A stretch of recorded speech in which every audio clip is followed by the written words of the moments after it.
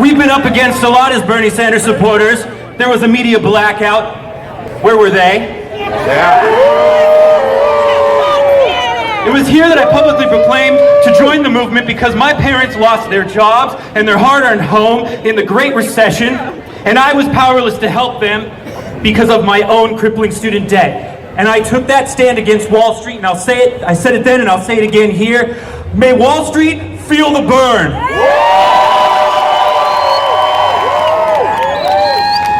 Everyone standing here today was born with a rebel heart, beating against injustice and strengthened by empathy. That's what this was about, heart. The injustices we suffer are systematic, and they're written into law. Many of the atrocities and scandals in our country are legal. Written into legality by corporate pragmatists who wish to exploit us and injure us, condition us, pacify us, jail us, exhaust us, bleed us, dishearten us, disorient us, divide us. And when we push back and when we unite against all of that, well, we can call that cardio. And our hearts will grow stronger. What isn't right? What is exploitative? What is injurious? We must fight to make illegal. I'm talking predatory lenders. I'm talking Citizens United. I'm talking TPP. I'm talking fracking.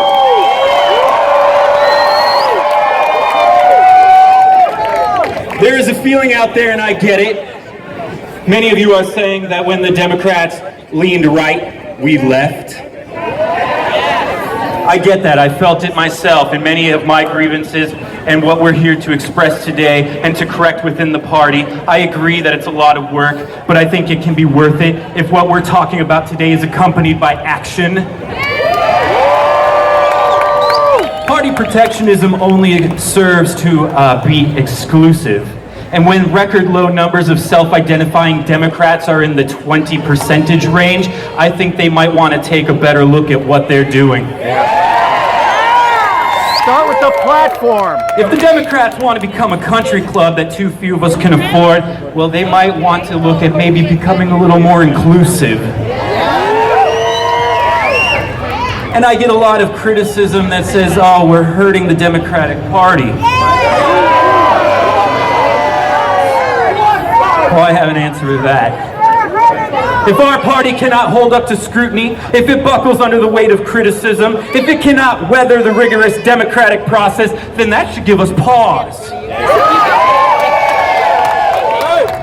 And when we're done pausing, we must snap to and work. Thomas Edison once said opportunity is missed by most people because it's dressed in overalls and looks like work. Well, we have much work to do. Work to infiltrate Democratic clubs in the city, and work to become card-carrying members, and pay the small monthly dues, which allows us to have our say, and work to amplify our progressive voice within those clubs. Ladies and gentlemen, I tell you what, if 50 people walked into that club that was playing REO Speedwagon on repeat, and a crowd this size walked in, whose party is it now? And we'll call up our Green Party people. And we'll call up our liberal independent people. And we'll ask them to form a joint party, a coalition. And we should welcome their playlist because you better believe we'll be changing the tune. We'll be moving to a brand new beat, and our hearts will be pumping. And I want to take this opportunity now to thank the National Nurses United for giving the Democratic Party. I want to thank them for giving the Democratic Party's more progressive wing a shot of adrenaline it's so desperately needed. Are we feeling revitalized today? We are fighting for the heart of the Democratic Party. The heart is the people, and the party is in desperate need of new blood. Amen. For whatever reason, too many of our leaders have grown weary and have given up their fighting spirit. They are now but vestiges of yesterday's social and socioeconomic progress. Still deserving great admiration, perhaps, or respect, are John Lewis, Dolores de la Huerta, Barbara Boxer, Howard Dean. I want to say, you know what? Now you're stretching. Thank you for the progress you fought for and created yesterday, and all the accolades you acquired for us yesterday. Yeah. But the arena doesn't allow us to rest upon our laurels today, and we are uniting for a better tomorrow. You know, every now and then they throw us a bone. I love that Harriet Tubman will be featured on the $20 bill. I'm a strong supporter of this courageous woman who risked her life to achieve not only her dream, but the same exact dream for others in her time. She will be remembered and revered that way, and it's long overdue. But that doesn't solve child hunger. And it doesn't fix income inequality. And it doesn't create pay equity for women. Martin Luther King Jr. wrote about symbolic gestures of social progress. He warned that we should not allow symbolic gestures to substitute for actual social progress. A vote cast for Hillary is not simply a vote against Trump. It is an identity politics vote based on symbolic gestures of social progress. Yep. Well put, After brother. all, what message, what platform did she run on? We're the branch of the party with a message. We're the branch of the party with a platform that helps people and improves the livelihoods of the lower and middle class. You know, while our nation was asleep, injustices have risen. So tell me, Los Angeles, are we awake now? Are we awake regarding big pharmaceuticals jacking up prices of life-saving drugs? Are we awake regarding our gutted voter rights? Are we awake regarding how bought our congressional leaders are? Are we awake regarding the spread of fracking? Our poisoned water? Hoarded wealth of the elites? Insurance lobbyists blocking our right to health care? Busting up of our unions? Sounds to me like we are waking up and we gotta stay awake. I've been asked to play this game of the lesser of two evils.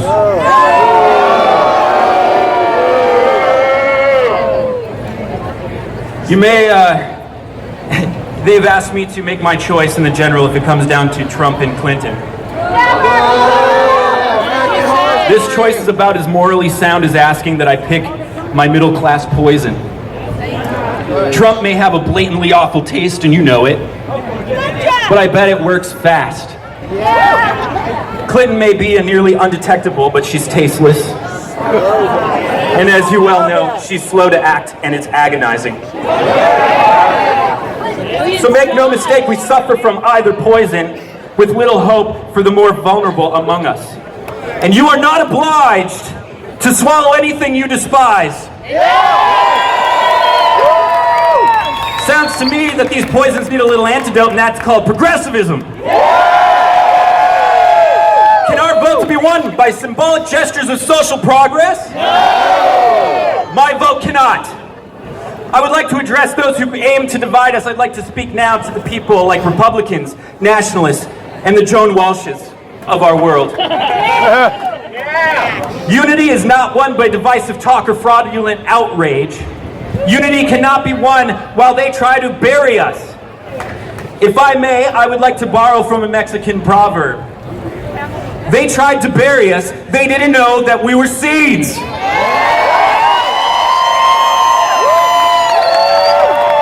They tried to black us out of the media, they didn't know we were seeds. They tried to suppress our votes, they didn't know that we were seeds. They tried to defraud our elections, they didn't know that we were seeds. They tried to invalidate our candidate, they didn't know we were seeds. They tried to deny us our union leadership at the DNC, they didn't know we were seeds. They tried to deny us our progressive platform, they didn't know we were seeds. strip us of our right to health care, they didn't know we were seeds. Strip us of our living wage, they didn't know we were seeds. Bury us under TPP, they didn't know we were seeds. Cut our mics, they didn't know we were seeds. Ignore our emotions on the floor, they didn't know we were seeds. Paint us as violent and irrational, they didn't know we were seeds. Beat us with canes, they didn't know we were seeds.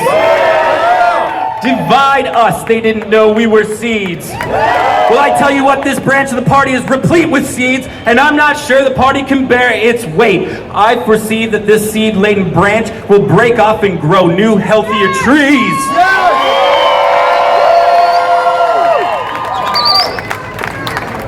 In fact, unity can't be won. It must be earned. So don't tell me to fall in line. You want to talk about falling in line?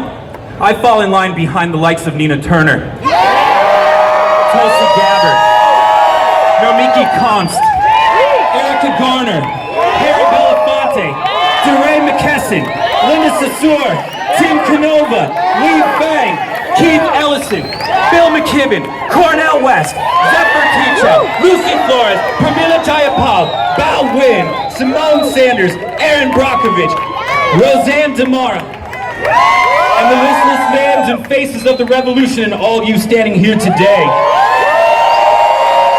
I joined this revolution because there is a candidate in the fray carrying with him the ideas, language, integrity, and battle flag of Martin Luther King Jr., of Cesar Estrada Chavez, and Eleanor and Franklin Delano Roosevelt.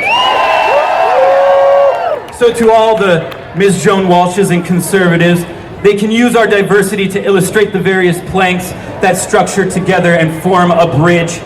But you cannot splinter us and use our racial, cultural, sexual, gender, and religious differences as spears and daggers. Today, we must continue connecting our progressive brothers and sisters, engage in courteous debate with our friends and families, plant the seeds, give them time and room enough to grow, but never neglect those ideas. Our ideas will flourish, and we will tend to them. It has been said of our revolution that we are an experiment, or we're chaos, and I say we are necessary. And I'd like to point out that what is chaos and what is experimental, and I'd like to add reckless and irresponsible, is the behaviors and decisions our party leadership has made. You want to talk about experimental? Let's talk about permitting a candidate under 2 FBI investigations to be the presumptive nominee. You want to talk about reckless and irresponsible? To put our party, let alone our country, in such a precarious position? In some polls today, Trump only trails Hillary by only 1%. She can't outpace an idiot. That's not our failing, that's hers.